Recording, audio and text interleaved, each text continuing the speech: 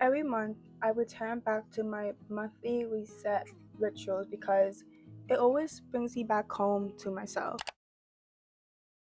It helps me stay grounded and detached, but also connected to everything at the same time. It also allows me to reflect on my inner, outer, physical, soul reality. And all to say, this ritual is so important to me, and I think without this ritual, I probably wouldn't be making this video right now. Like, I really cannot miss this because if I do, I get so confused, out of alignment.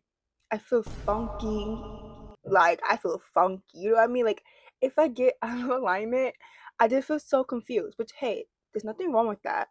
But my brain hurts when I'm confused. I need a digital or written reminders of like my desires, my career goals, my hobbies, and like what I like, what I dislike, because like I feel like my mind changes a lot and I'm growing and learning, so every day is something new, but it's like I need to stay focused on one thing at a time, okay? Okay. And sometimes my beliefs or mindsets and likes and dislikes change because of other people and because of social media. So having like a digital or a physical reminder that tells me, this is your truth, and the reason why you think this is because of social media or XYZ. So I need those reminders. So here is how I reset for a new month for success, growth, abundance, and so forth. Before I create any goals, I like to go back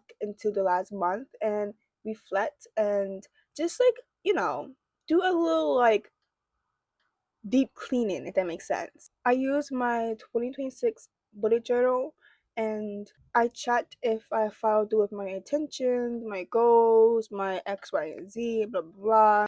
I also write what I like, what I didn't like that much. I really dive deep and reflect. This usually takes me like 2 days, which is extreme, I know. But like for me, I like to really go deep, like deep. I'm going to share some journal prompts that help me to open new portals to a new world, and it also helped me to highlight the good moments while also recognizing parts of my life that requires more attention and time.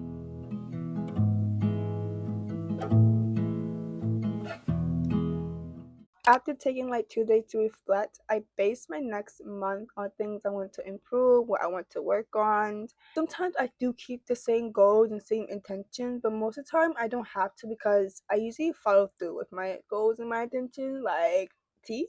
I plan and create monthly goals based on my 2026 goals or my 5-year plan. If you don't have 2026 goals, that's okay, that's cool. But you can also plan goals based off your 5-year plan, 3-year plan, or 1-year plan. Like, it don't have to be that deep, but I like to go month by my yearly goals. I usually pick a theme for that month based on like my last month reflection. For this month, May, my theme is mosh pit, which is so random, but I want it to be because in all my theme, like no, wait, no, never mind. My theme for May is inner child, but the word of the month is mosh pit.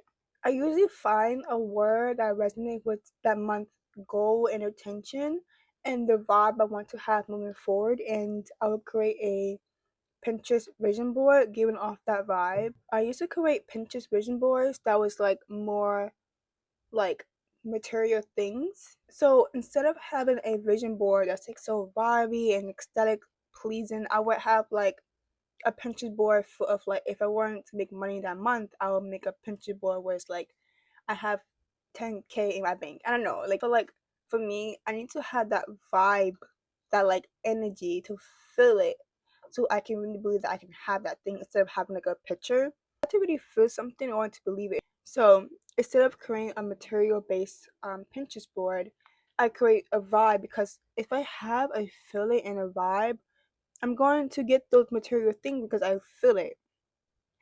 Hopefully it makes sense. So after creating my vision board for the month, I like to create goals, of course, that is aligned with that vibe, that theme, that etc. etc.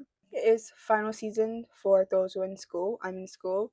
I know I'm gonna be busy. So I didn't really set that much goals for this month. I mean, I did, but it's more of like creative and old goals from last month. Since for May, my theme is inner child, and the word for the month is mosh pit. I mainly focus on just existing like a kid, like just having fun and trusting in everything. I used to create monthly goals as a way to prove something to others, and now I create goals as a way to encourage me to live my life, and especially growing up in a very toxic, abusive home and being sheltered. I'm really trying to unlearn all that shame about my existence by having these goals. And yes, these goals are also like, like career goals and like, all those like grown folks goals. But like, it's still a reminder for me to keep going and keep following my path. Those also help me stay focused on my path. It took me a really long time to find out what I wanted, which, duh, I'm only 20. So why would I know everything at 20? You know what I mean? But, it took me a minute to be like, like find that little, you know? And now I feel like I'm really like, I know what I want to do. And it's like, it may change in 20 years, 5 years. But right now, I know exactly what I want and what I'm looking for. Everything outside of that doesn't matter to me. The other day, I actually like stalked a few people from high school on Instagram. Don't judge me, okay? We all been there, okay, queen? Okay? But I stalked a few people from high school, and I was like, looking at through their achievements, doing this, doing that, that. I was like, oh. So I just been going to school and not really doing things. And I was like, wait, you know, you want a totally different lifestyle than this person from high school. Okay, Queen, like you are not a sports girly, okay? So why are you comparing yourself to this person? And it felt so refreshing to like not compare myself. I did for a moment, but like, you don't want this life. So calm down.